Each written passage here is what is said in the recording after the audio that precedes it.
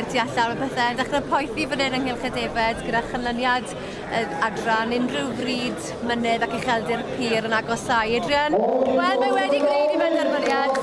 Mae wedi gwneud i benderfyniad yn sydyn iawn munud a mae wedi mynd i Sir Gaer yn dydi. Ydy Carys Davies gan Rhyd Sir Gaer fyna gyda shifiot tiroedd o gogledd. Par arbennig o fama i weld ydyn nhw. Maen nhw'n sweet iawn, maen nhw'n matcho yn dydyn, maen nhw'n gywir i drwch nhw. Ond pwy sy'n mynd i gael y gil wobr? Rwy'n mynd i fynd i Aberhonddu, Geraint Davies, Garthbrengi neu i Landeilo i Eifion Hughes bron deg. Wel, mae Eifion yn hel law, mae'n arbenigwr ar y job yma yn dydi, o wrth eis blynyddoedd, a mae hwn yn... Mae Eifion yn crwydro i fyny'r Alban a felly. Ydy. Mae o'n i waed achan, so dwi'n dymuno bob lwc iddo fo, dwi'n gobeithio geithio, mae o'n heiddi fo. Mae'n ei dysgu'r trwciau gyd wrth deithio o le i le i arddangos, achos dyna lle chi yn dysgu'r trwciau? Wel ie, a mae rhaid ni weid bod Eifion yn hyn law fel wedodd Edran. A Sir Gaer yn disgleirio, os neu ni, eddi ba? A mae Liz Wraig yn gwylio adre, dwi'n meddwl, achos mae wedi torri braich.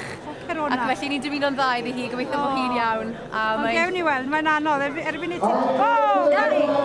Geraint Davies, dan yr eglwys Garthbrengi nes y gil wobr, ond ewn ni nawr i siarad gyda'r pencampwyr o Glan Rhyd Sir Gaer.